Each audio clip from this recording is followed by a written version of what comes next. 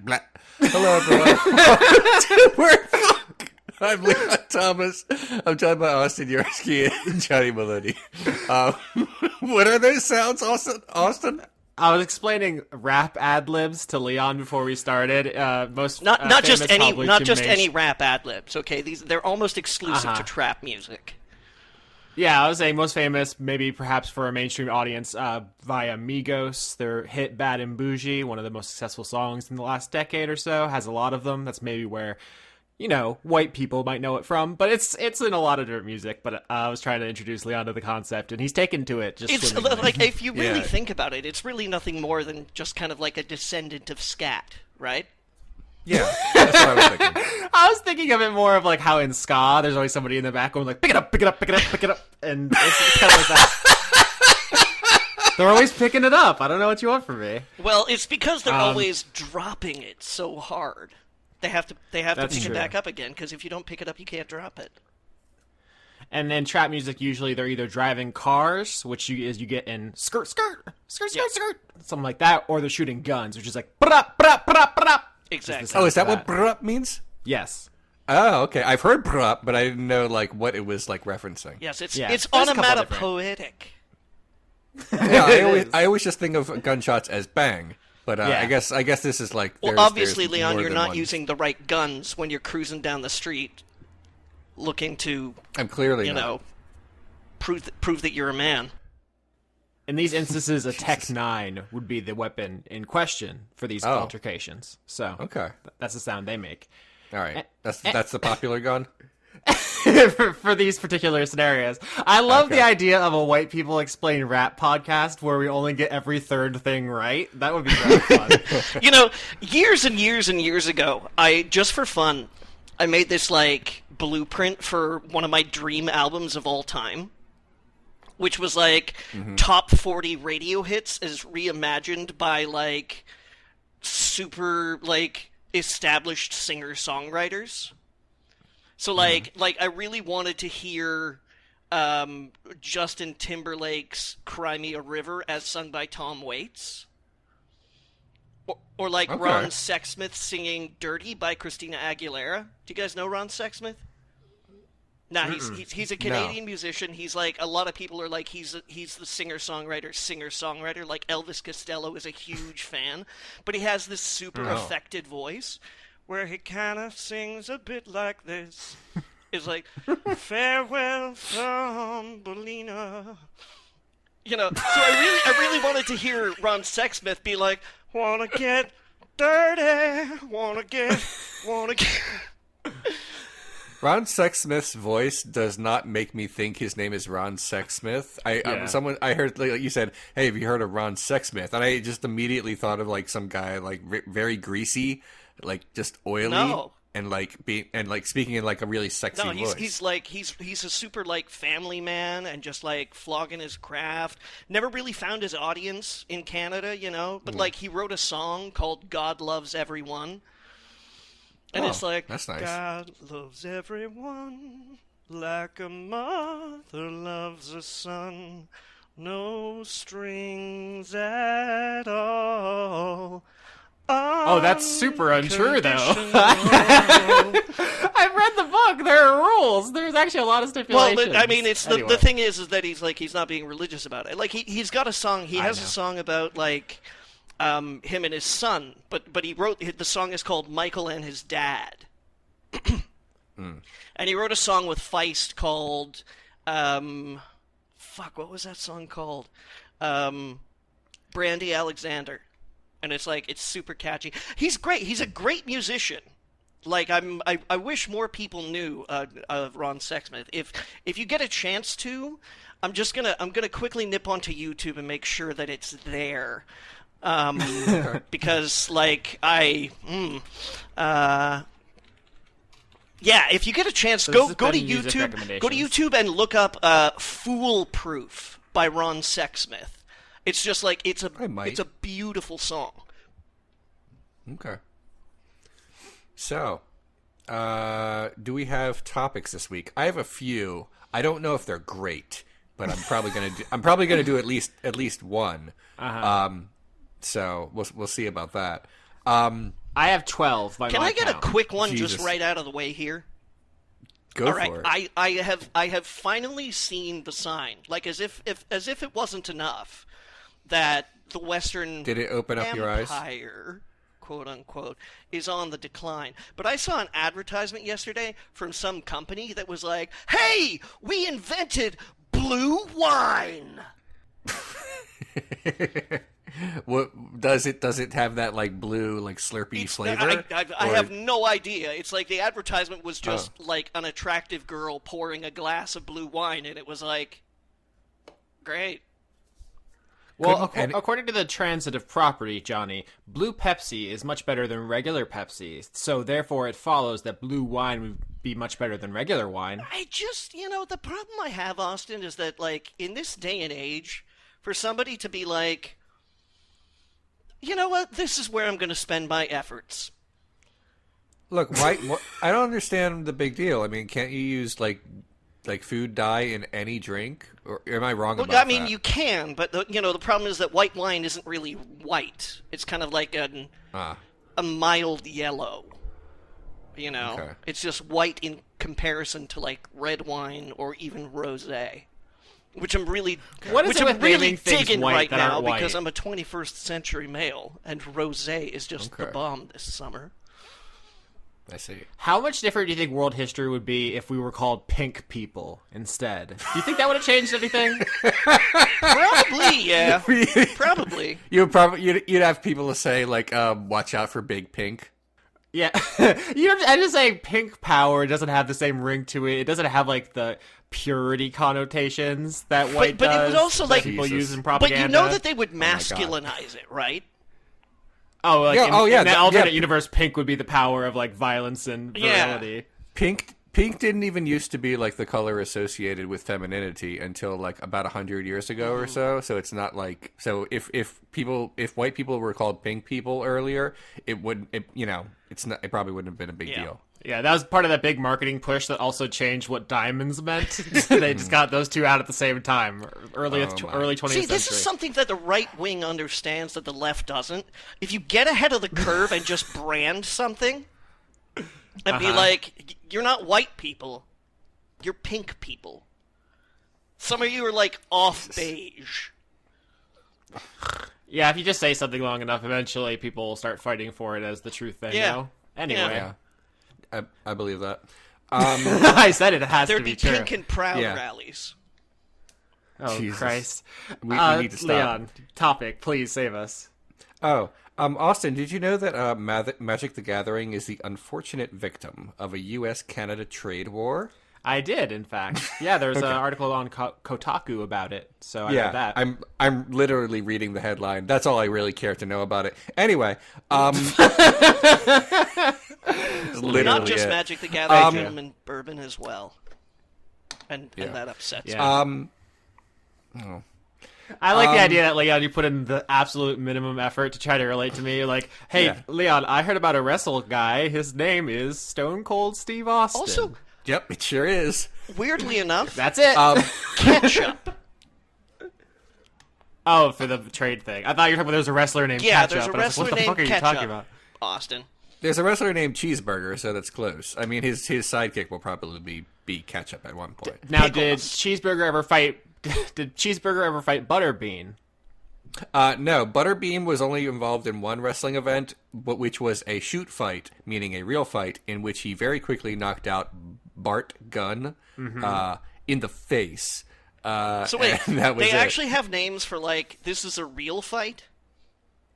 No, they don't. They didn't say that. They didn't like wink at the camera and says, "Okay, everything else was bullshit, but this is the real deal." It's just that it just legitimately was. I could explain it to you. Basically, in the '90s, WWE had this terrible idea where they would have some of their wrestlers who weren't really doing anything big at the time to legitimately fight each other in like almost a half boxing, half like amateur wrestling contests on television. And of course they were all Like, terrible. Are we talking because... like bare knuckle? No, they had little gloves. Yeah, so they had these little fights, and it was called the Brawl for All tournament, and each fight was bad because it was not, predetermined. It was just a bunch of guys with no legitimate fighting experience wailing on each other, and it was not good. And then the guy who won the excuse me, the guy who won the tournament, who they were not expecting to win, is named Bart Gunn. He's just a big hunky dude who punched everyone in the face just right. That was Butterbean? No. What happened is Bart Gunn won the tournament, and that gave him the opportunity to fight Butterbean legitimately on pay-per-view. And he did, and he lost very quickly. He got messed up real bad because Butterbean is a professional boxer. And a Bart big Gunn, guy. Yeah, and also a big guy. And Bart Gunn is just some guy who could beat up other guys who are not trained at doing a thing. It's like being like top of the bottom, So it's like it was not a big deal. So he lost in the first round very easily, and that ruined his wrestling career because he just got wasted in the middle of the ring, and that was kind of it for him. It's a shame because that sucks that that WWE basically put him in a position where no wrestler should have to be in, which is having a legitimate fight. But he was like desperate to like do something on television because they weren't doing anything with him. So it sucks. I went off on a big thing. I do want to talk about one thing this week. I'm not going to get into a big deal about why I didn't like Breath of the Wild because I know it will just cause problems. Ooh. No, let's make a big deal about this. Look, okay, just very quickly. I don't want to rag on the game because it's not like I don't like despise it or like think that people who like it are bad. It's exactly the wrong game. It's not the Zelda game that you wanted. It's not the Zelda game that I wanted at all. But that's okay. If you like Breath of the Wild, please enjoy it. I'm not, I don't want to get into a big thing about it because I know how gamers are. $5. But I will say, I'll say this. Crafting is not fun for me at all, and this game makes it mandatory. There aren't just a bunch of hearts everywhere that can give me my health back. You got to eat and stuff, and in order to like climb a mountain early in the game, I have to make my body real spicy. It's like I was not expecting that. Your body's already spicy. Thanks, Johnny. But yeah, crafting is mandatory. I like Zelda games where you kind of explore, and then on each screen there's something cool to look at. But in this Zelda game, there's just a lot of empty space, and walking places is not fun for me. Exploring, if you like exploring, this is the game for you. For me, nope. I want to do the action parts and the fun parts. You want dungeons and bosses and like weird puzzles that are like, get the hook shot and come back later. Right, exactly. The thing about what it reminded me of, getting from place to place in Breath of the Wild, unless you've already been there and you've completed it, in which case you can just warp back. But getting to anywhere new in Breath of the Wild is like, in Lord of the Rings, where like we're looking at like Aragorn doing something, but then we cut back to Frodo and Sam because they're doing their long walk, but at this point they have something to do in the walk. Going anywhere in Breath of the Wild is just the walking part before the action scene happens, and we cut back to Frodo and Sam. So like those big wide shots where you see them just like walking over fields, and like up a hill, that's it. And then down there's a hill. A lot of that. Mm-hmm. And the game for me, I didn't want to give up on it too quickly because I disliked it early on, but I played it for like 2 weeks. On and off, not like consistently, but like a little bit each day. And I got into the game and I beat all the old man's little shrines, and the little shrines were very, very short, which was not what I was hoping for, but whatever. It's practically the tutorial. And then he says, now you must go and find the lady. And I'm like, all right, I'll go find the lady. I bet she's right over there. And she wasn't. She was super far away. And there was a lot of walking to get to her. But then when I got to her, she says, now you must walk somewhere else. And I was like, oh, great. And then I walked to the somewhere else. And then the new lady at the somewhere else gave me camera abilities. and made me do a couple quests, and the one quest was fine, and the other one wasn't. And then I had to go back to the first lady, which it was okay because I could just warp there this time, which was nice. But then they were like, and then there's 5 weapons or something all over the world, and you have to find them. But here they are kind of on the map. The map is not complete, but the little dots on the map are for what you need to go to. I'm like, okay, I'll just walk to this to the nearest dot. I walked to the nearest dot, which took fucking forever because there's just a bunch of mountains, and I guess some people think finding the best way around the mountain is fun, but it's not. And then I got to the first place I was supposed to go, and it was the Gerudo village. Again, this is not linear, so it might not be the first place to go. It was just the nearest place for me. So I went to the opening of the Gerudo village, and they were like, "No boys allowed." And I'm like, "I'm okay with that. Fight the patriarchy." But mostly, this is not fun that you just told me to go away, and I'm supposed to be here. So then I walked around, and I was like, "Okay, let's find a way in. Maybe I can find some. Maybe the way to find the way in is like right around here." And then I died. But because I didn't complete the Gerudo village thing, I just got sent back to the middle of the world, and I had to remember how to get there again on which mountain to climb, and I hated that. So I just stopped playing because I did not have any fun.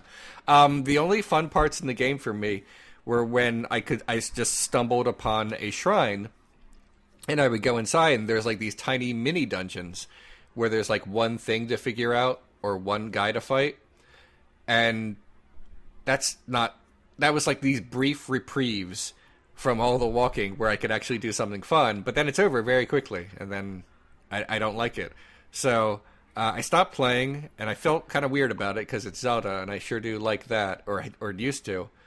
But so in response to this, because like everything I know is wrong, and up is down and black is white, I bought Doom.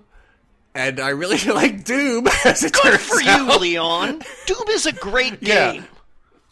I did not think I was going to like it this much. I thought it was just like, you know what I should do? I should play the exact opposite of what I just played. A game with no walking that doesn't involve murder. Yes, all the walking is murder. Here's why the opposite of is the opposite of Zelda. In Zelda, in order to regain health, you have to just do a lot of really boring crafting and then hope you have enough for the trip. In Doom, You have to murder! Right, you have to murder someone and then press down a button and then it kills them in a specific way and you get health back. And it was like, I didn't think I would like this very much because I don't like first-person shooters very much. I think it has something to do with how, like, just militarized stuff just makes me sort of, like, uncomfortable. But, like, this game is so nonsense and over the top that I was like, oh, this is goofy, but and it's kind of scary, and I'm into this, so I just played that. Soundtrack. I'm not into the soundtrack, to be honest with you. I don't like all. You would be, you know, like yeah, all that. I was considering just turning off the sound and playing my music, but the problem with that is you really need to listen for when like monsters are nearby because there's a bunch of monsters. So I just left the music on. The music is not for me. The rest of the game is. I like it. It is fun. It does not waste my time, which is something I really appreciate in a video game now. That's important to me. The last 5 minutes have been such a mixture of like really good points and absolutely psychopathic opinions that it's been fascinating from my perspective as someone who knows what the fuck they're talking about. I sort of feel like we should wrap an entire video game website around Leon's opinions. Yeah, the wrongest gamer. Yeah, but he's not wrong about Doom. Doom is great. I'm fucking kidding, of course. Yeah, guys, like, feel free. I mean, you play video games on a more consistent basis. You know what video games are like now. I'm being thrown back into video games and finding out what they're like now. And apparently, a lot of games are like Zelda Breath of the Wild because they love people like crafting now. Crafting and open worlds. It's not, yeah. It's not so much that. Like, the problem that we're having is that companies are trying really hard for retention. Because if you can retain an audience, then you can sell a shit ton of DLC to them, right? But there's just it's a bunch of empty space. It's not. I mean, it's a very big world and it's impressive. But like, I can live in a big world. I want a world that's specifically designed to always be fun. That's the thing is that like when you look at the back of fucking game boxes, which I haven't done in ages, but like metaphorically speaking, they say things like over 200 hours of gameplay. 3.5 square miles of land, and it's just okay, great, but how many of those hours and how much of that land is filled with anything? Yeah, the great thing about Doom is that everywhere you go, you have something to do that is related to the thing I want to do. Ditto for Super Mario Odyssey. Like, the game doesn't, like, you don't run everywhere and then you say, oh, and now the fun part starts. Every part is the fun part. I mean, the main criticism of Super Mario Odyssey is it has literally too much to do sometimes, where it feels overwhelming. But here's the thing with me, Austin. When I can just stop. Like, like a monster. Yeah, I could just stop playing. I enjoyed Super Mario Odyssey a lot. I saw the credits, and then I played a little bit longer to get, like, a new level. And then when I got to the new level, I'm like, okay. And that was it. And my life went on. I also bought another game. Hold on. I haven't even got to defend Breath of the Wild's honor. Calm down. No, Austin, I'm not dishonoring Breath of the Wild. If you like it, go right ahead. But it is the opposite game is the wrong game for me. That's all I'm saying. Yeah, obviously perfectly fine. You cannot like the music in Doom, and you cannot like Breath of the Wild. Those are valid things to think and believe in your heart. Oh, you were trying so hard, Austin, and I love you right now. With all that said, you're extremely wrong. No, I'm kidding. So Breath of the Wild, I obviously enjoyed a lot more than Leon did. I played it, I think, in like a week, beat the whole thing.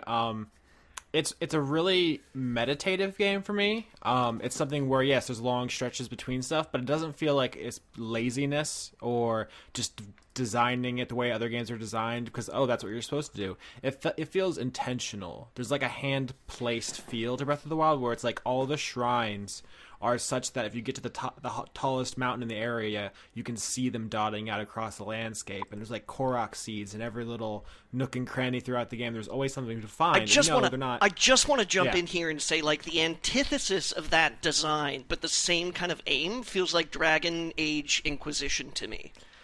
I was literally about to say Mass Effect Andromeda, which I just beat literally an hour before we started recording.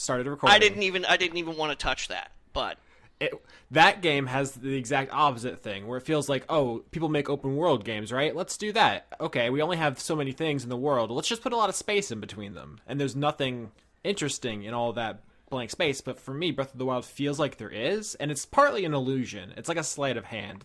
Leon's correct that there isn't a lot of meaningful content in the overworld of Breath of the Wild, but it evokes the feeling like there is. Like, the game feels like it's about impermanence. Like, your items are always degrading, the world has fallen to ruins, and you're just walking through this like post-apocalyptic landscape, and it feels like something you're supposed to kind of drink in, like atmosphere. Okay, so you like that the game lied to you and I did not. Which part was a lie? The part where you say it's an illusion and it's not really. Oh, yeah, I guess. I like Johnny and I have talked before about how we like to be romanced by a game. Like, absolutely. Even if it is even if it's bullshit, even if it's all just mechanics someone made in Unity, like, pretend like it's not. I still say, feared like, for fate. When I wrote my fucking like author profile for Blistered Thumbs, it was like favorite type of game. I was like the game where you press buttons and something happens. Because that's all it is. That's all you're doing. You know, the question is how complicated and how interesting is the thing that happens. Okay. Yeah, and for me, the Zelda thing, and I'll cut off soon. I just want to say, having very small puzzles scattered about in between what was for me mostly podcast listening. Like, I listened to like a 59-part series on the history of the French Revolution. Like, I got a lot done while playing Breath of the Wild. But all those puzzles were very enjoyable because I didn't feel like I was doing homework. In most Zelda games, 3D ones especially, it's like, all right, we're going to lock you in this building for 3 hours, idiot. Figure this shit out. And in Zelda, it's like, ooh, I found something. And it's like, either I figure it out and I'm like, nice, I'm smart. Back to running around. Or it's like, oh, this is too hard. I'm going to go back and run around. Like, no pressure. It just feels so chill. And it's a really relaxing, meditative game. That's what I enjoyed about it. The story is nothing special. Like, it's Zelda. It's Zelda. There are Zelda games with good stories. Wind Waker has a good story. Minish Cap has some interesting beats. The Oracle of Seasons Wind and Waker, Ages. yeah. Link to the Past was pretty good for its age. A lot of them have moments. So there are Zeldas with no ambition at all. Twilight Princess, cough cough, and there are games with bad stories. Skyward Sword, but Breath of the Wild has failings. It definitely does. I enjoyed it a lot, but it's because I enjoyed it in a specific way, and I think I took it what it was trying to sell me. And if that's not what you're into, that's fine. I feel much the same about No Man's Sky. I've been thinking a lot about No Man's Sky recently because I would hate that game. Huh? I would hate that game. I just know it. Okay. Yeah, I've been thinking because I was playing at Mass Effect. You would hate that game, Leon. You absolutely would hate that game. It's all open world wandering and resource management, which is a lot of what Mass Effect Andromeda was. That's why I was thinking about it, because it has this premise, which is like, we're going to explore a new system. Who knows what wild stuff we're going to find? It's like, it's mostly just resource management and crafting and shooting guns at robots. Like, it's in the same way that No Man's Sky is very disappointing. Andromeda is too. I'll get back to that, though, because I have a lot to say about Andromeda. But Leon, you were trying to move on? What I'm saying about No Man's Sky is I found it enjoyable because it was a meditative experience for me as well. Like, I still has a I could just put on my fucking Brian Eno albums and be like, here I go. Woo, it's the galaxy. Okay. I just want to say one more thing about Breath of the Wild. It did not romance me. I broke up with it and changed my number. I do have one major gripe, was that all the bosses are the same, which really sucks. Like, I like a really good creative Zelda boss, and you fight the same dude 4 times. All right. Now, Leon, tell me about Octopath Traveler. I did buy Octopath Traveler, but I haven't played it yet. Okay, I'm sorry. I thought that's the game that you were going to talk about next. I was, but I play one game at a time, and I'm still playing Doom. All right. Yeah, I mean, and obviously Doom is going for a very specific thing, and it fucking nailed it. Like, Doom is nearly unimpeachable, but it doesn't have a lot of ambition. It's just one thing very good. That's fine. That is fine. That's just exactly what I was looking for. That's cool. Octopath Traveler looks like it's going to be a game for me, but then again, who knows? The scuttlebutt out there is that, like, the battle system's really cool, but it's a game where you play, you switch between 8 different protagonists. They all have their own stories, and the stories don't intersect or build to anything. And so that's curious to me, because I love games where, they join together and beat the one bad guy with the power of love. So I'm curious about how this will work out. I am pleased that this is a game that appears to have the battle system is fight, item, magic, and things like that I really like, and it really hated when kind of went away. So yeah, I'm looking forward to playing it, but like again, just one game at a time. Okay. Are you done, Leon? Yeah, that's about it. I mean, I there's only so much I can say about video games as someone who's like barely into it now. Okay, I just want to bounce back to Austin for a second here, because you said you were That's me. You were thinking about No Man's Sky recently. Yes. Why is that? Oh, because I played through Mass Effect Andromeda this week, and there's a lot of it that is. The marketing was like, ooh, we're going to Andromeda. No human has ever been here before. Explore this vast, wild wilderness. And it's like, it's just a third-person shooter where you shoot bad robots and aliens. It's same way that No Man's Sky sold this fantasy and then totally failed to deliver on it for most people, although they've released a lot of updates for it, and actually know a lot of people who like what it is now. Have you seen the update that they have coming up? Not particularly. I've heard a lot of people who are excited about it. It's going to have, like, you can have, like, multiplayer parties and, like, fly around with other people. Yeah, which is the thing they said was good, or they implied was in the game before launch. Yeah. More and more as they keep updating No Man's Sky, I feel more confident that Sony basically said, no, this has to go out the door now. Yeah, and that whole thing is so complicated and sorted because there's so many different interests at play. The gamers had one idea in mind, Sony had one idea in mind, Hello Games had one idea in mind, and their offices got flooded at one point in time. Yeah, it's a whole thing. Like, I want to see a movie about that, like The Social Network. I bet it'd be really cool. Yeah, so Mass Effect Andromeda is a game I played. For background, I think Mass Effect 2 is one of my favorite games of all time. I think the world that was built in the original trilogy is maybe the best science fiction world in any medium. I know. Listen. That's okay. Maybe you just haven't seen the really good ones. That's okay. That's all right.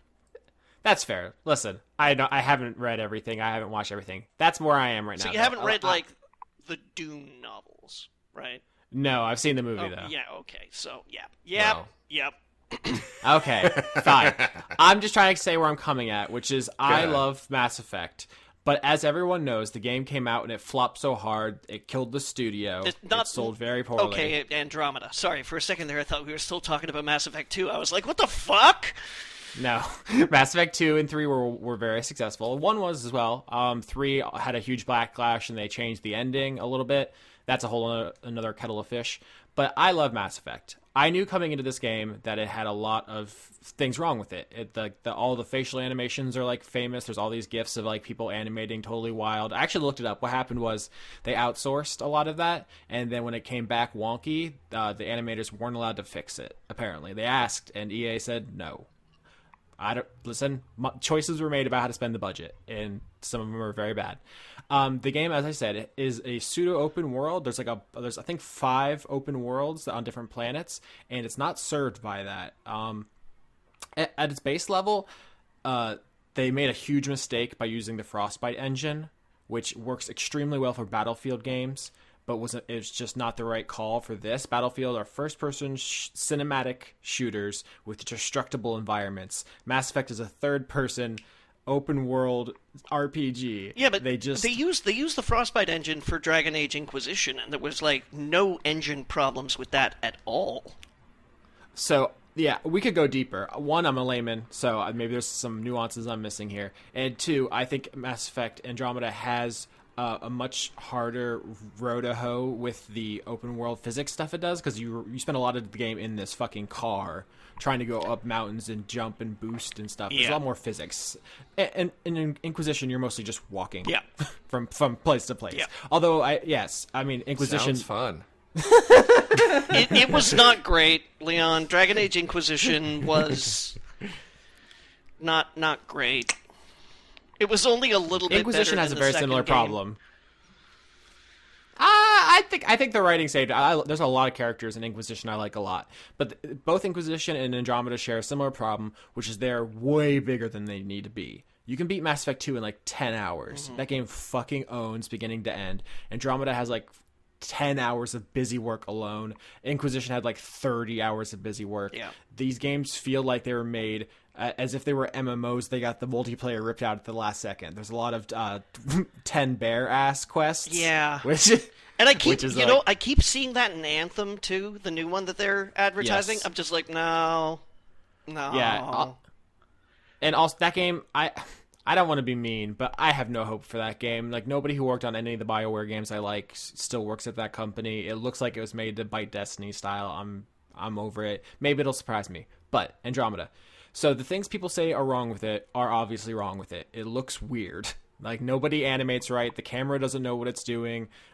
There's all of these problems with the shot reverse shot conversation shit, which we figured out 2 generations ago.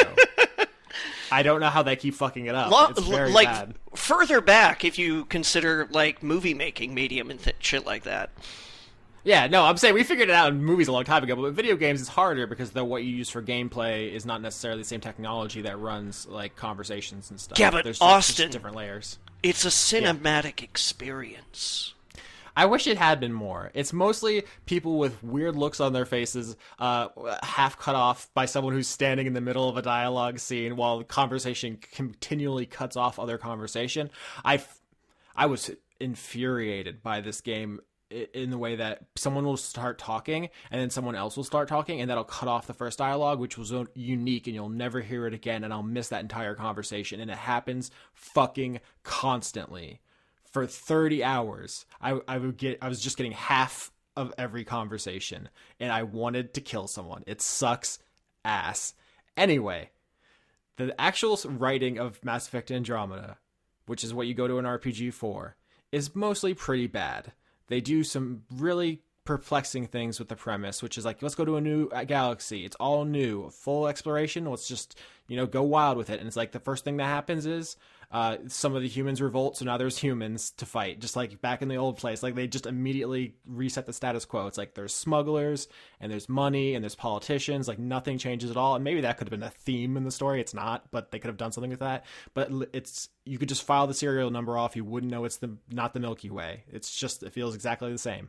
They've cut out all the good species. There's no Quarians, no Elcor, no Hanar, no Batarians, no Geth. Like, everything you love about Mass Effect is fucking gone.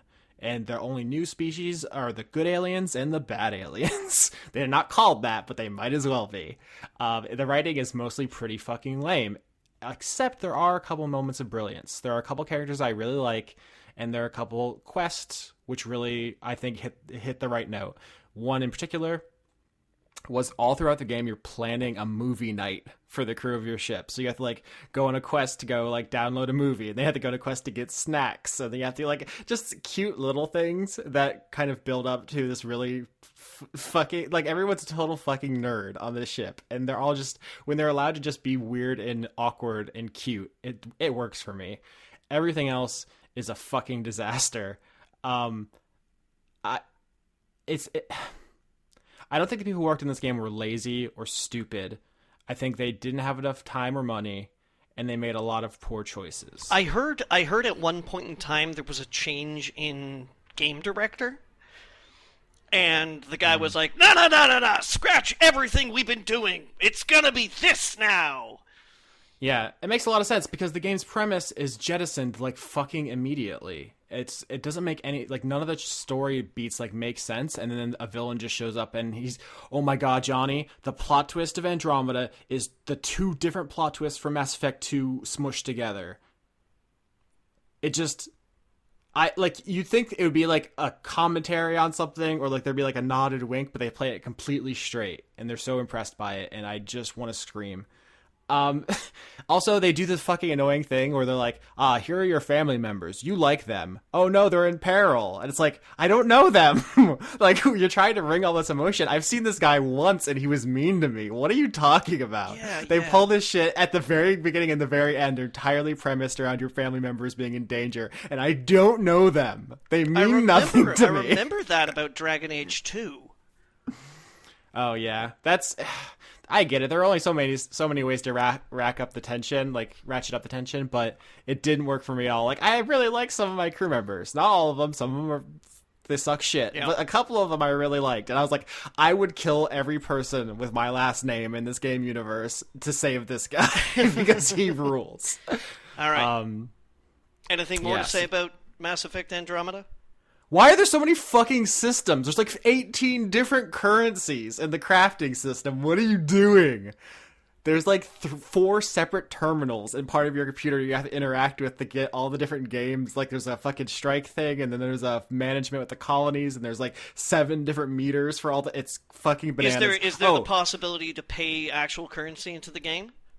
It might, maybe in conjunction with the multiplayer, which I did not touch, because what the fuck? Why would I play a multiplayer for one-player RPG? Because I know that's a tactic that people use in trying to get money into imaginary currency, is that if you can make the imaginary economy so confusing, yeah, to just cut through the bullshit. People are like, whatever, $10, fine. Yeah, and the other thing that really annoyed me was in a game all about discovering a new system and trying to eke out a life there. The first thing that happens in the plot is you discover every planet is equipped with a magic terraforming device. Oh, how convenient! It's bad writing, Brent. it's bad writing. So It sucks. Anyway, that I have so much more, but I'll stop now. Leon, you're back.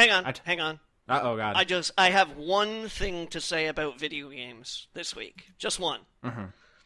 Austin, did you see that the guys at Gearbox don't know how to spell the word tether? Oh my lord.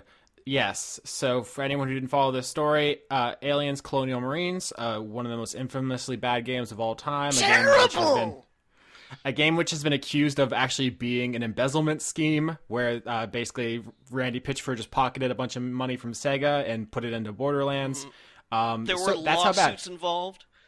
Oof, yes, a sordid story. It turns out that there was a single typo in the game's programming, which made it significantly worse. And if you fix it, the game improves marginally. It's still very bad, but it works properly as if it was intended to be. Like, that's the way the people made it, wanted it to work. So yeah, they spelled tether with an A, which changes the alien's behavior. An extra letter. Yeah. My understanding is that like it tethers them to spots they patrol, where in the normal game there's only really like 2 AI routines. Either they stand still and stare into space and do nothing, or they just run at you mindlessly, very unlike the smart predatory aliens from the movies. Mm-hmm. Changing this typo actually makes them behave not intelligently, but in a simulacrum of the alien experience. Yeah. So still not a great game, but very funny that for many years back. It was broken. I read that story and I was like, oh, should I? And then it was like, nah, it's still pretty painful. I mean, just like bringing Hicks back from the dead and like the spoilers. Textures and spoilers, because somebody is really, really concerned about what's going to happen in Aliens Colonial Marines. Yeah, I mean, it won't fix the level design, it won't fix the sound design, it won't fix any of the other myriad problems. The voice AI acting, was only one. God, the voice acting was so bad. Still not a good game, but it's very interesting. Also seeing who got blamed and how, like a lot of these, hot take artists out there saying like, these idiots don't know how to program, like they just ruined it. How could this happen? It's so stupid. And it's like, listen, people make typos. It's fine. It wasn't malicious. It was an accident. Calm down. Gosh. Leon. Yeah, I'm back. And I've turned off my air conditioning again. Talk about stuff. So we gave you a nice break. You're welcome. Oh, yeah. Yeah, thanks for that. So, some games are bad, huh? All right. I did have one thing to say, but I'm going to be kind of vague about it. I downloaded a dating app to give that another try. I'm not going to say which one it is because I don't want people looking for me. That would be bad. I'm going to try to match. I'm going to spend all week trying to match with Leon, and it's going to be a fucking journey.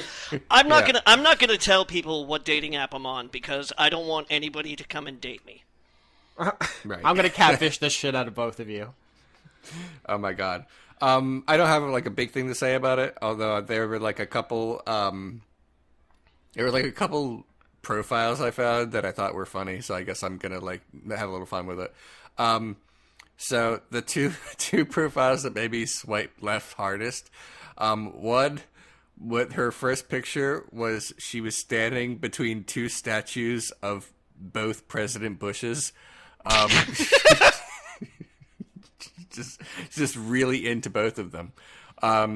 That was her picture. The second one that I just could not abide was her profile explanation was the app keeps making me delete pictures of guns, but hashtag NRA.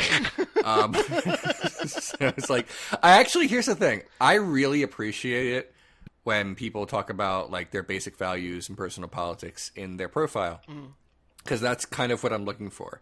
I want to know like those things about you. To make me interested. When I look at someone's like profile and it's like, oh, she's cute, but it says nothing about her. It's like, oh, I'm not. Then no. Like, why would you, why is that enough for some people? Yeah, I base a lot of my swipes on people writing their profiles, not just photos. Virtually everything to me. It is the most important thing. How whack is that algorithm that you got matched with NRA people? You think that the computer would know? No, it's just all it knows is, are you within a driving distance of this person? Oh, it's one of those. Okay, that's enough. Yeah, I did. We talked about this before, Leon, but there's anybody who lies about or hides who they are is like literally making things way more difficult for themselves and everyone they talk to. Why would you do that? Yeah. Just get your bad, awful shit out there so you can be dismissed, please. Yeah, my profile more or less says what I do and like, you know, the things that are like red flags for me. I did match with someone who contacted me, which is the first time that happened for me on one of these apps. It didn't go anywhere. She said she swiped right because I guess we both said that we go to like conventions, and she's like, "Oh, cool. What conventions have you gone to recently?" And then I just told her, and then I said, "And you?" And I just never heard back. So I must have either scared her off, or she was like, on second thought, I could do better. She's at the ghosting convention now.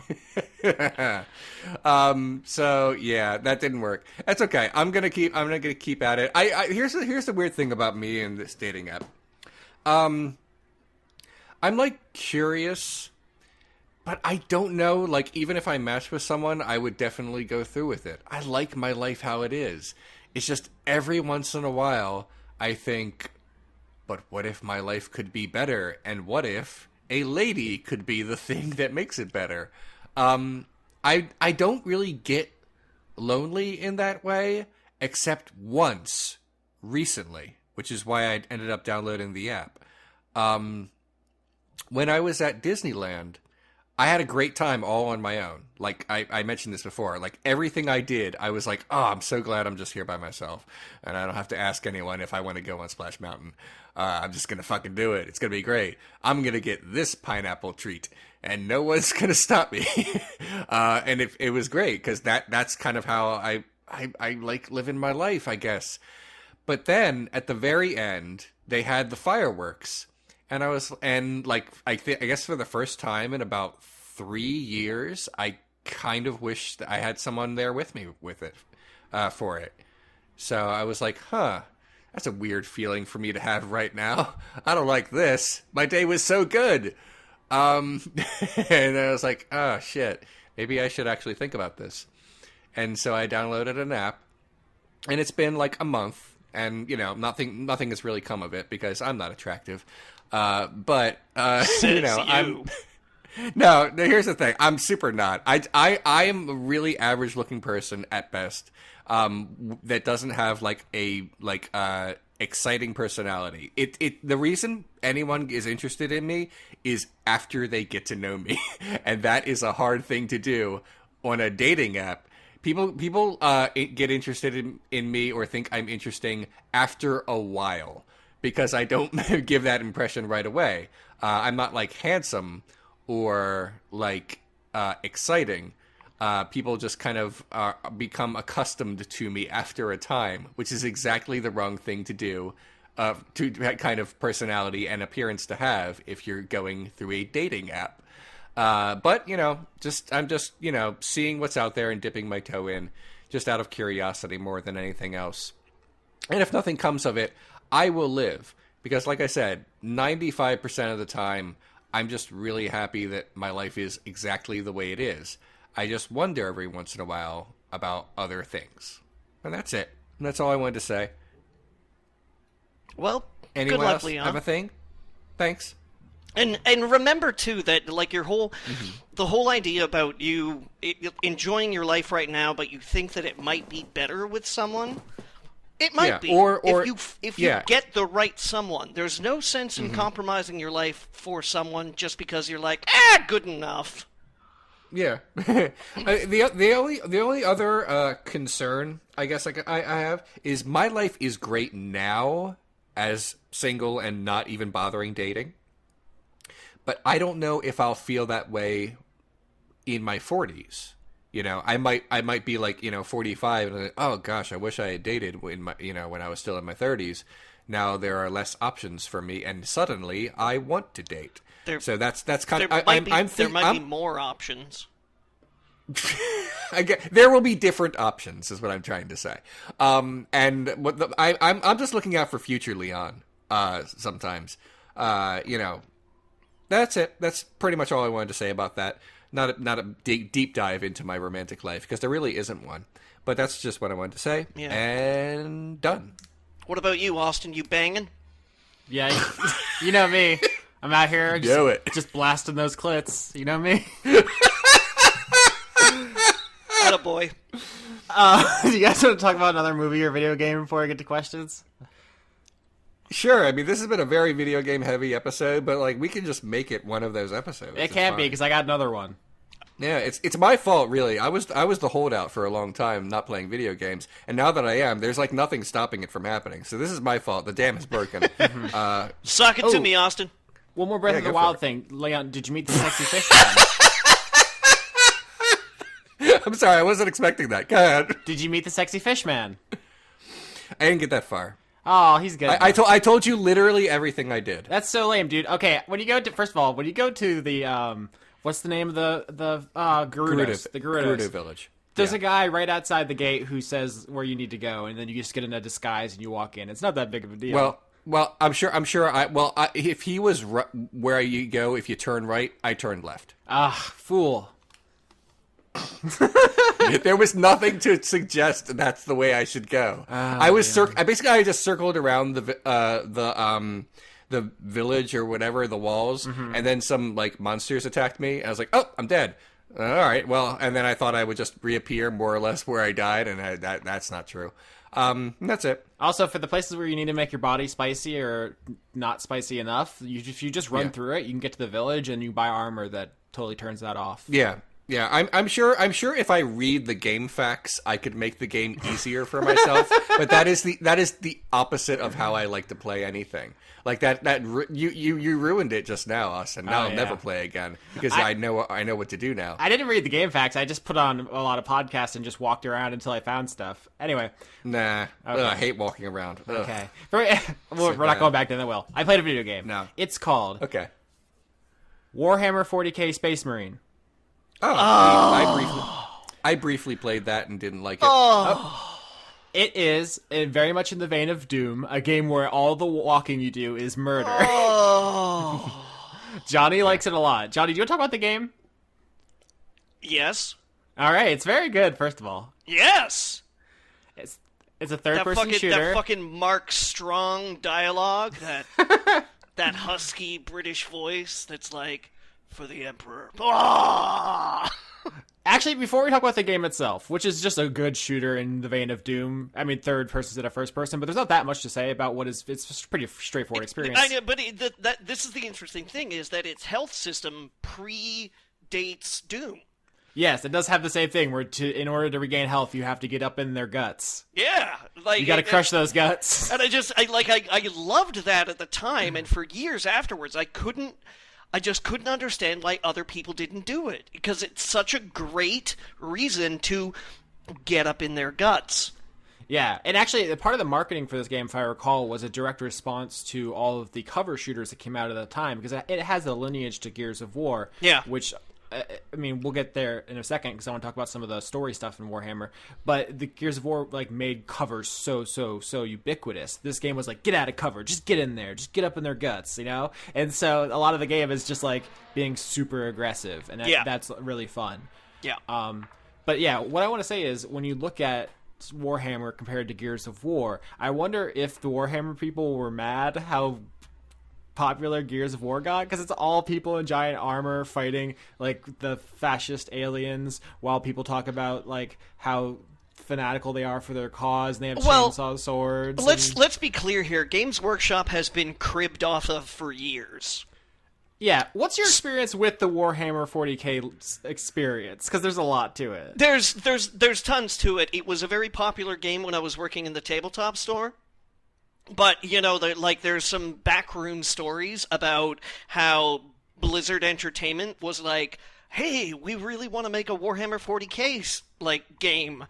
And Games Workshop was like, nah, that's not really our focus right now. And then, weirdly enough, the next year, StarCraft came out.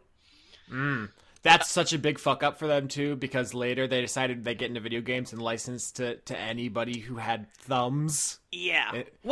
For a long time they pretty much had exclusive relations with Relic, who did the Dawn of War series as well as Space Marine. But then after that, they were just like, Warhammer chess? Sure. Warhammer Match 3? You got it. Warhammer rhythm game? Okay. So my understanding of the Warhammer 40k universe, I know there's a Warhammer Fantasy, which is more traditional, but the 40k universe is basically like, what if all of the metal album covers came to life? It's just blood and metal and demons and wailing guitars. It's like pretty super... much. There's no good and you have guys. you have the Space Marines being like Ubermensch, who are like these 9 foot tall. They've got 2 hearts. They're all fucking handsome, but they got scars everywhere and bolts in their heads and shit like that. And then you've got the regular human, like the Imperial Guard, who are all like 5 foot something, and are all like, "Oh shit, you the man."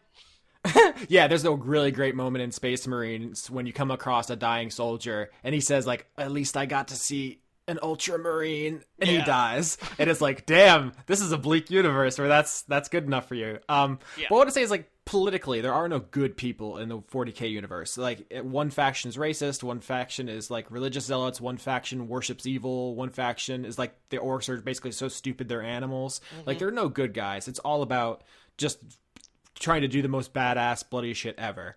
They're all assholes. Yeah, it's evil versus evil versus evil versus evil, and I'm actually kind of into that. I don't believe a story needs a likable protagonist. It doesn't need a hero. I'm down for whatever sometimes, you know, like just variety. I like that, you know, on occasion, but got to mix it up. What I've heard, though, and what I'm interested to talk to you about, Johnny, as someone who's been in this space, is that Warhammer 40k has attracted a non-ironic fascist fandom. That's what I've heard. It's my understanding. Is all the imagery, it's totally possible. Okay, I mean, when I was working in the game store, it definitely wasn't the case. Or if it was, everybody was kind of like, you know, hiding their cards pretty well. But I would not be surprised if that was the result of it at this point in time. Yeah, I only have other people talking about their anecdotal evidence. I don't know how broad the trends are. This is just what I've heard. It's because a lot of the mythos of the stuff is always like, you know, all these people are degenerates. We have the mighty emperor. He's, you know, blood for the blood god or whatever. Who is dead, let's be clear. Yeah, he's like a robot dead body or he's something. Dead. Like, he's not... He's dead. Okay. Yeah, okay, fine. I'm saying, I feel like I know most of this stuff from memes. Like, I've heard Blood for the Blood God before I ever heard, like, Warhammer 40k said out loud. And it's like, oh, calling things heresy. I don't actually even know what their religion is, but I know anything that you don't like is heresy. Have you ever seen any one of their novels? Like, any one of the story novels? I've seen covers in Barnes & Noble, but I've never read any of them. No, but, like, you've seen how thick the books are, right? Oh, yeah, they're, like, thick with detail, which is why they're like fucking bricks! You could throw one through a window! Yeah, which is part of my understanding of, like, why they're so attractive to, like, young, angry, like, teenage boys and who are, like, the nascent fascists, is because there's a lot of, like, hyper military detail. Like, every gun and every, like, bullet is explained and expanded and, like, vividly portrayed. It romanticizes, because everybody sucks. But in this universe, racism is logical because all the other races are evil. Yeah, so like, everybody wants to kill you, so you should want to kill everybody else. And the way to do that is to be as badass as possible. So you could see where this would appeal to people in certain places. Yeah, like, it's a whole thing. So, I don't want to imply that, like, Games Workshop are bad faith actors in all of this. I have no doubts that was never their intention. But yeah, so I think it's interesting because it's clear that the universe informs Gears of War, and then Gears of War came out, huge smash sensation, absolutely ruined a generation of video games, which were all imitating it, and then including Space one Marines. of my favorite World War II series ever, Brothers in Arms. Yeah. Did Too Furious for Führer ever come out? No, it didn't, but Hell's Highway, the third one, was, like, super into covering, and it was third person as well. So you'd go into cover and it would put you in third person.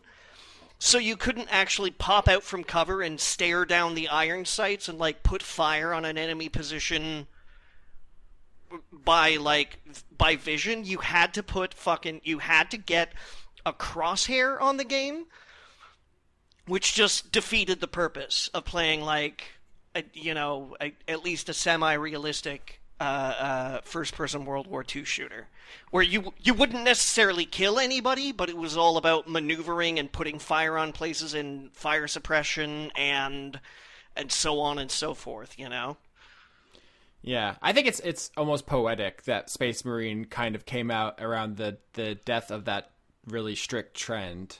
Yeah. That every game had to be a cover shooter. I mean, obviously it still happens, but for a while it was like every single game. Yeah. So it's almost like it came full circle.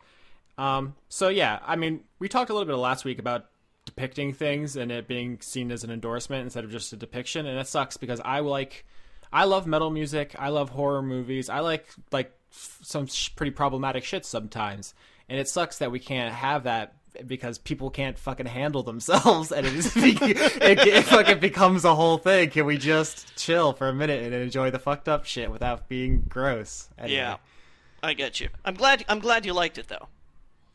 Yeah, it's pretty cool. I like, for a while there, I was worried it was just gonna be fighting orcs, but then another faction showed up, and then it's like, oh yeah. Did you finish it yet? Oh yeah, I beat it.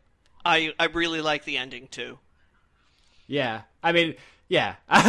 It sets up for a sequel that's never going to happen, unfortunately. I know, it's so fucking sad. Yeah, dang. But yep, we're about an hour in, so Leon, unless you have any Warhammer thoughts. I know, Leon, you're, of course, very big into Warhammer. Yeah. You like the fantasy stuff more than the 40K, though, of course. Totally, he's a Skaven. I know he's a Skaven. I know that. I don't know what any of those words mean. I'm ready to do questions, though. Yeah. Skavens are the rat people, right? Yes. Yeah, see, I know stuff. Cool. Yeah. Let's see. Let's try to find a wrestling question for our good friend Leon. Everything in wrestling is really like troubling right now. So, but I feel like I know what you're going to ask me. But go ahead. I know the Hulk Hogan thing. I don't think anybody asked about that. That sucks. Good. What? Sucks. There's a Hulk Hogan thing? Oh yeah. Fuck Hulk Hogan. Yeah. Okay. Good. Then if nobody asked that, then I'm more optimistic about these wrestling. Just give me a brief synopsis. Oh, a few years ago, he was outed as like a terrible racist. Everyone knew that Hulk Hogan was a bad. Yeah, he has been brought back into WWE. Oh, really? Okay. Yeah. There's like he was brought back in. He was reinstated into the Hall of Fame for doing nothing. He was brought backstage at the most recent pay-per-view. He made a big speech in front of all the wrestlers. A lot of the black wrestlers have gotten on social media and have said like it's too soon and he's done too little to like get my forgiveness, but there's nothing else I can do about it. All right. All three members of the New Day, who are African Americans, basically made a joint statement about how much they don't like that. Titus O'Neil is a good guy, and he said more or less the same. So yeah, that's all I have to say about that. Everyone should know what I feel about that. So yeah. Other wrestling question, please. Yes, I got a question here from Cyretha who asks, Leon, what did you think of the Extreme Rules PPV this past Sunday? Parentheses. That's Wrestle. Ing? Great. Okay. We love you. It's very good. So anyway, it wasn't great. There were a lot of like odd finishes. They advertised Jeff Hardy versus Shinsuke Nakamura. Jeff Hardy is not in good shape, so maybe because of that, or maybe not, the match lasted 6 seconds. I feel bad for anyone who bought a ticket to see Shinsuke Nakamura or Jeff Hardy wrestle. Basically, Shinsuke low-blowed him right before the bell, and then the match started, and Jeff Hardy's balls hurt, and then Shinsuke just pinned him, so that happened. The other thing that people don't like about that pay-per-view is Asuka, who's great, wrestled Carmella, who I kind of like. And the gimmick was that Carmella's like manservant, James Ellsworth, was hung in a cage up like atop the ring, like in a shark cage, and then he got out of the shark cage, because they always do. It's a thing that happens, and Carmella won again. And people just want Asuka to be, do more, and they keep booking her to be an idiot who keeps falling for stupid shit. Leon, can you start referring to her as official Xbox magazine writer, Asuka? That was her previous profession. I just feel like she put some respect on her name. She used to be very influential. Okay, fair enough. You have to respect a person's tenure, Leon. Yeah. Basically, there were only two like solid matches in the whole card. There was Roman Reigns versus Bobby Lashley, which was good, but the fans shit on it for like the first half because they just don't like anything that involving Roman Reigns. The Rusev versus AJ Styles match was fine, but everyone knew that AJ Styles was going to win, so kind of like the win cut knocked out of its sails pretty early on. The main event could have been good because Seth Rollins is a really good worker, but they paired him up with Dolph Ziggler, who isn't always. And I think maybe both of those guys got rattled in the middle of the match. Because here's what happened. This is going to make no sense to people who don't watch wrestling, but I'm going to try really hard to explain it. Earlier in the year, there's something called the Royal Rumble. It happens every January. And basically every 2 minutes, like the counter counts down and like someone else comes into the ring. And then there's a bunch of people in the ring. And when it gets into like 5 seconds, people go 5, 4, 3, 2, 1, and then there's this bong sound. It goes bang, like this, and everyone makes the bang sound because it's like iconic now.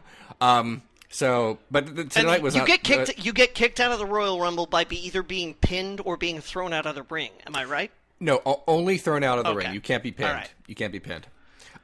So what they did, Royal Rumble was not at Extreme Rules. At Extreme Rules, there was an Iron Man match, which means some are 60 minutes, some are 30 minutes. This was 30 minutes. You have 30 minutes to pin or submit your opponent as many times as you can, and whoever has the most like points at the end of it, the most falls, wins.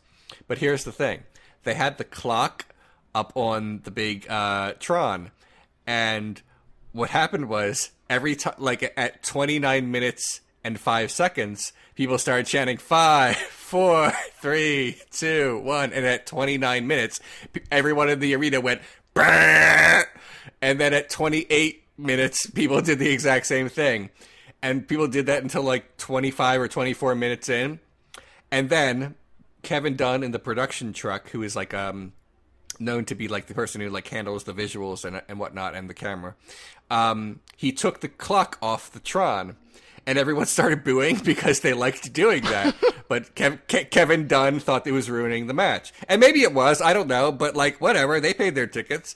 People started booing, so instead to fight Kevin Dunn, what they did was they just started counting it every like 10, 20 seconds. They started doing it. So it would happen more frequently, and then people turned on their phones and found WWE Network on their phones and watched the stream. And on the stream, like what I was watching from home, you could see the clock because it's in like the little graphic on the bottom right hand of the corner. And then people started knew when it was, so they started chanting along to it anyway. And about 10 minutes left of the match, they put the clock back on because they gave up. Kevin Dunn gave up and put it back on the Tron. Everyone cheered. But they kept doing it again. And then the match was like passable, but it was like overbooked with a lot of interference and bullshit. And Dolph Ziggler is not as good as people think he is. And that was it. It was like embarrassing to watch, but also hilarious. And that was Extreme Rules. It was a weird show that was incomprehensible to a non-wrestling fan watching for the first time. But for someone who, like myself, like, amazing. So that was it. That was the show. Why? Why what? Why would... Come on, Austin. It sounds entertaining. No, I get it. I understand that wrestling crowds have a reputation of being, quote unquote, like that. Oh yeah. It just seems like at a certain point you're sabotaging your own enjoyment of the thing you paid for. But I guess whatever. They're just like that. It's not every crowd, but here's the thing: they watched a mostly bad pay-per-view up until that point with like 2 good matches, one of them involving a wrestler they do not like. So they, at some point you got to make your own fun. I'm not like defending it. Can we also be clear as well that the WWE has for many, many years tried to engender audience participation Yeah, that's the thing. If you keep trying to make the crowd chant everything, eventually they're going to come up with their own chants. That's all there is to it. Like in Japan, it's not like that. In a Japanese show, they don't get out of their seats. They sit and watch the show, and they clap and they cheer, and sometimes they chant things, but it's usually things that they decide to chant, like just the name of a wrestler, and that's it. They're more polite about it, but there's also no like weird fan moments either. So it's like you take the good with the bad. That's it. That's what I wanted to say about that. I didn't like the show very much, but it was memorable. So there's that. I just feel like people should stop being like that. And that this isn't just a wrestling thing. I just think there's a lot of people who are just like that, and they need to stop being like that for a while. We did just come off the World Cup, so I think we can see that it's not just wrestling fans that are like that. I didn't watch. Was the football good this year? None of us know. I don't watch it. The World Cup's hit and miss for me. Mm-hmm. Okay. It's because what you wind up getting is a bunch of guys who don't usually play together, trying to all be the star in like most teams, at least the big teams. I really like watching the smaller end leagues. Like Côte d'Ivoire is one of my favorite teams to watch. Can you hit me with that pronunciation one more again? Côte d'Ivoire. Thank you. Sorry. I got tingles. Yeah. The Ivory Coast, because they're just they're just tryhards, and watching these guys just run their hearts out on the field and things like I really like first round matches, because you get like a couple of lucky dudes, a couple of lucky teams that are like, let's go, against these other teams that are like, I've been here before, whatever, so. But I am talking, of course, about like, I don't know. I saw some footage of like a bunch of English soccer hooligans trying to like stomp a Russian van, and the cops just came in and let them know what country they were in. Can we try to reclaim try hard? Like, I know that it's mostly a negative thing for like people who are like trying to suck the fun out of everything, but I feel like a lot of people could really stand to try harder. Yeah. At a lot of things. Yeah. I don't know. Just a thought. Okay. All right. Next question here. We have one from Tony Patura at Jedi Totodile on Twitter. Asks, are you hyped for the JoJo Part 5 anime, Austin? Yes, I am. Part 5 is when they go to Italy, and it goes from big muscular guys to skinny twinks, and it gets all fashion. Like, literally, the the manga has like promotions, I believe, with Gucci. I'm not a fashion person. That's my understanding. They've actually had like real fashion lines inspired by the series at this point. It just gets extremely extra. And also the manga is slightly incomprehensible, at least for me, because it gets kind of complicated at certain points. Is this one the mob story? Yes, this is the mafia. They're in Italy. This is the son of the bad guy from the most famous part. And they're out of all the normal powers. So earlier in JoJo, it's like, I punch good, I throw fire, like just like normal powers people have. And this is where they start doing things like deleting time. And it's like, in a manga, sometimes I couldn't quite understand what was being shown to me in still images. So I really do want the anime of it, besides the fact that it's just super fucking fabulous in like every possible meaning of the word fabulous. So I'm incredibly hyped that they've announced the Part 5 anime. Guys, you're gonna have to do me a favor, and let me know when it's like all up on Crunchyroll. So and I can just raw dog it. Yeah, this is also, it's a very good season for stand names. This season will be Green Day, Notorious B.I.G., King Crimson, Black Sabbath. It's just nothing but hits as far as character names. Let's see here. Let's see. A lot of heavy questions. Anybody just ask something silly for once, guys? Here's a good one. Jack Kane asks, have you ever seen a movie that didn't go over the top enough? When I was watching Jurassic World Fallen Kingdom, I couldn't help but think the movie would be much better if it was more ridiculous than it was. It's a good question. What movies could stand to be more extra? Yeah, that is a good question, actually. Yeah. I'm trying to think, because I saw the most extra movie of all time, and I was really excited to talk about it this week, but none of you guys saw it. It's Sorry to Bother You is the name of this movie. I'm going to see it this week. Mm-hmm. I'm going to see it too. The reason, partly because it's getting good reviews, and because you told me to, Austin, but also because it showed up on my YouTube subscriptions for a leftist news organization. Did an interview with him, so I'm like, oh shit, it's that kind of movie. So I'm gonna see that. The director is in a band called The Coup. So Boots Riley, right? Yeah, that's the kind of stuff we're dealing with. Right, I've listened to some of their songs. I've known it for quite a while because I'm a big fan of Lakeith Stanfield, the guy who plays the lead.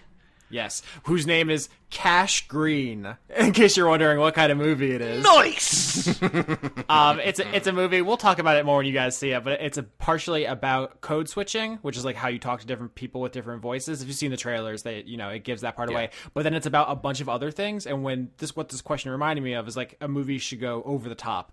This movie does a thing where I could easily see people saying it goes too far, and I could see putting people off, and I could see people saying, oh, it's hard to recommend.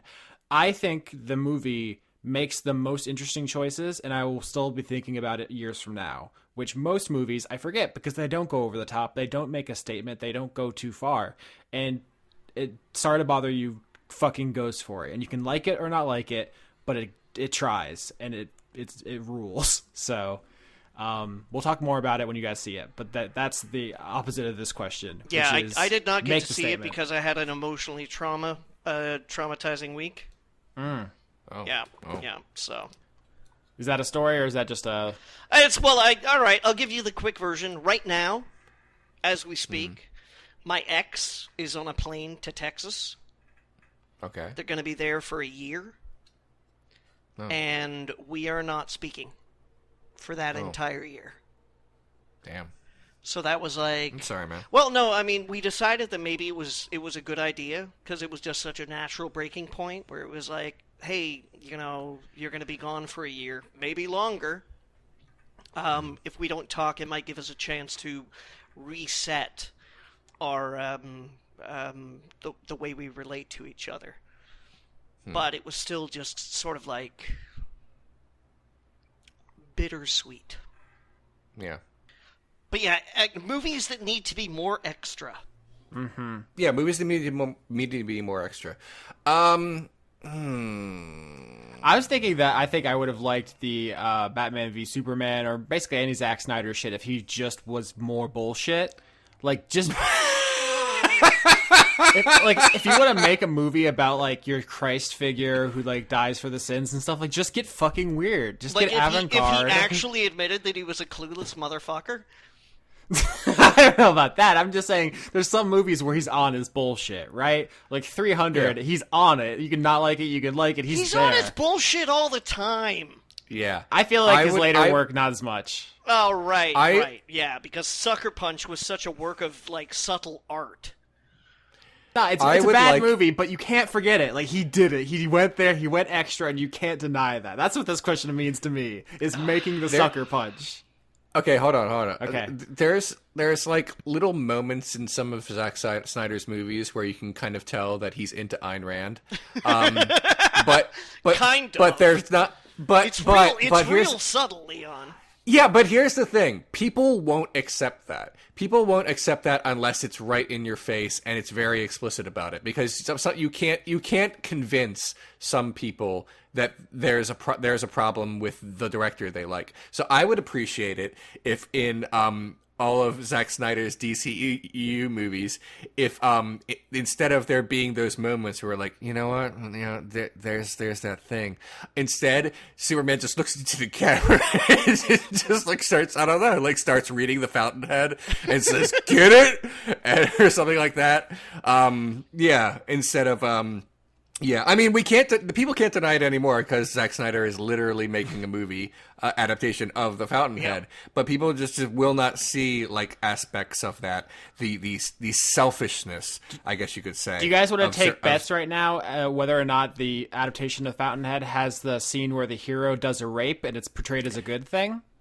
I sincerely, I bet that whether Zack Snyder wants it in or not, I feel like whoever is the other executive producer on that movie will say, "Nah, just stick to all that architecture stuff." It's gonna be in the director's cut. Hang on, okay, all right, because this is a caveat. We're only gonna get a director's cut if the movie does any good business. There's a part in The Fountainhead in which the main character destroys housing projects because he didn't like that they didn't make them exactly right.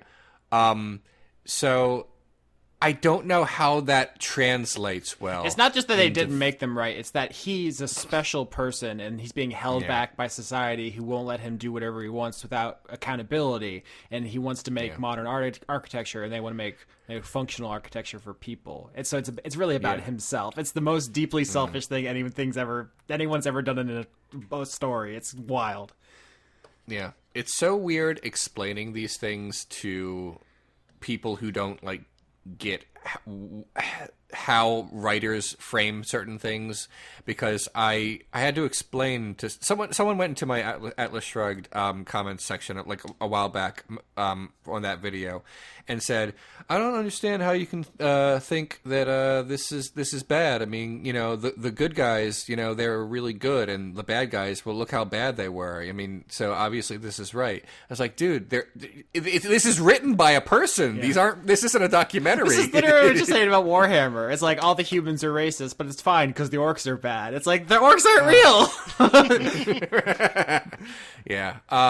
Anyway, I hate getting into Thermian arguments with people. It's just it's fucking arguing with children. Yeah, I don't know. Okay, let's do another question before we go. My answer is Split by M. Night Shyamalan. I haven't seen that, so that went just over the top enough for me. I wanted more. I wanted more. I wanted James McAvoy to just go off. Because I don't feel like I saw enough of this whole because he's supposed to have so many personalities, right? But we see 5. 5? Yeah. 6 or something like that, And I'm like, no. Come on, bring it. But it was M. Night Shyamalan ran out of ideas and was like, okay, I guess we'll go to Jerry or whatever. Has there ever been a movie where they have the bad Hollywood version of multiple personality disorder, but all the personalities are just super boring, like milquetoast middle-aged men, nearly indistinguishable? No, they're all terrible. Almost every single multiple personality movie I've ever seen is terrible. But they're all such exaggerated personalities. Nobody's like, this is Jerry, he likes the Jets. This is Bill, he likes the Patriots. I like when here's the thing. I rewatched Identity recently. Good movie. Yeah. Fine movie with multiple personalities. And yes, all the characters have one personality trait. But that just makes sense for this particular movie, so I'm okay with that. It's internal. The movie is internal, right? It's not. I mean, spoilers, but also yes, it's not an accurate representation. It's a horror movie that uses it as a plot device. Yeah. Also, John Cusack. Multiple personality disorder isn't even really a thing. I'm excited for these comments. We are gonna get roasted.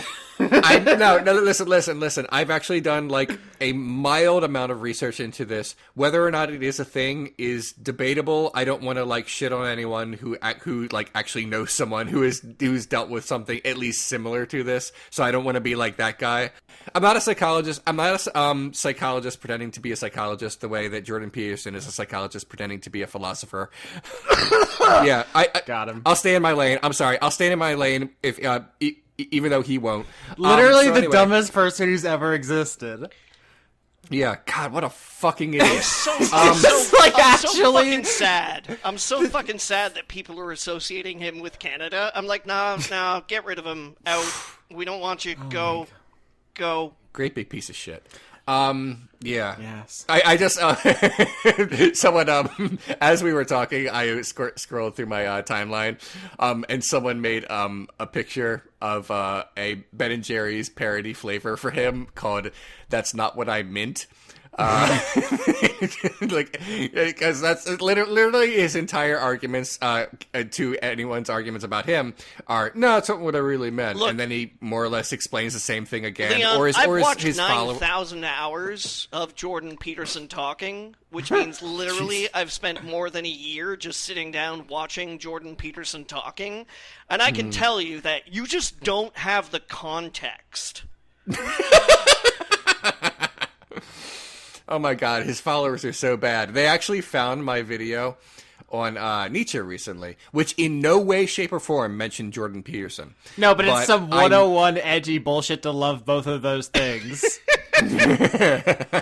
But in the comments section, I pasted something I mentioned on Twitter about the fact that people who read Jordan Peterson and people who read Nietzsche, when someone says something criticizing that philosopher or that philosopher's works, the reaction is always the same. And I called it. It's always, I bet you haven't even read it. And it's such a bullshit argument. It means nothing to say, oh, I bet you just didn't read it, or you just didn't read it right. It's like, that's not an argument. That's deflection. It means nothing. And as I expected, that's a lot of what came in the comments. Some of which never saw the light of day, because in addition to someone saying, I bet you didn't even read it, it's also, I bet you didn't even fucking read it, which means that comment doesn't exist, because you can't cuss in my goddamn comment section. Only I may cuss. It's just like, if you're gonna suck, at least be interesting or original or just like a little bit intelligent. Like, be on some Zizek bullshit or something if you're gonna suck, right? Like, try. Yeah. So I love Zizek. Be a hipster asshole. I don't respect a lot of what he says, but here's the thing: he still says it well. Yeah, as I'm saying, he has functioning brain cells that say the bad things. He's a smart person with whom I have many disagreements, in the same way that someone can be very smart and hold opposite political views as someone else who is very smart. And that's fine. He's wrong, but he's not an idiot. He just happens to be wrong about some stuff. Should we be thankful? thankful? I'm wrong about a lot of things. Should we be thankful that Sorry? Should we be thankful that the people who disagree with us are often so very stupid? Like, when I see, like, the best that these fools have to offer is this, like, fucking gibbering Neanderthal, and it's like, part of me is like insulted. It's like, can you at least get someone who can speak full sentences out here? Like, where are the Scalias? But on the other hand, it's like, I don't know. Scalia did convince an awful lot of people of his bad shit, so maybe we should just count our blessings that these fucking drooling dickweeds are out here.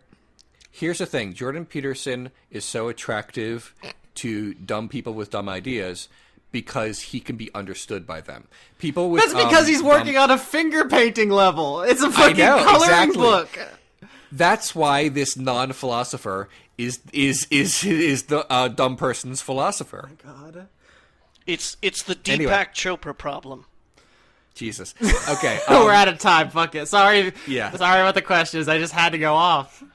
No, man. Fuck Deepak Chopra.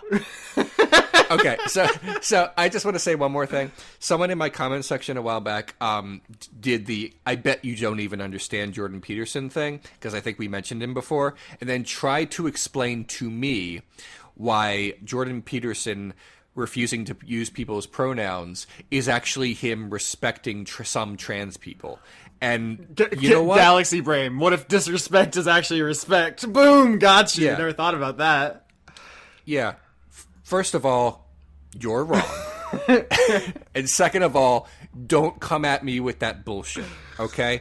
I have read the things that he has said. I've read so many better philosophers, too. I woke up earlier in the morning than you. Don't come at me with this bullshit. Yeah, okay? You've read the people that who thought deeply about these things and wrote the things that he's cribbing. Yeah, basically, yeah. That is more or less true. Okay, anything you guys want to say before we go besides fuck Jordan Peterson? You guys really should, everyone listening, go see Sorry to Bother You. Even if you don't like it, I think it'll leave an impression. No, I'm not talking to you, Johnny. You have to see it. You're legally bound contractually. Yeah. But everyone, this week, I promise, we'll talk about it next Wednesday. Okay. Yeah. I was actually going to see it, but and I had the dumbest excuse. There was a storm in my area, and there was a flood warning, and I decided, you know what, I can just see this later. Yeah, I was just emotionally crippled. Yeah, and Johnny has a better excuse. A far, far better excuse. Let's leave. Gormenghast, that is the main massing of the original nope, not this week. by itself, would have displayed a certain ponderous architectural quality were it possible to have ignored the circumfusion of those mean dwellings that swarmed like an epidemic around its outer walls. We're stopping immediately. They sprawled over the sloping earth, each one halfway over its I'm literally not going to show held anymore. back by the castle ramparts, the innermost of these hovels laid hold on the great walls, clamping themselves there.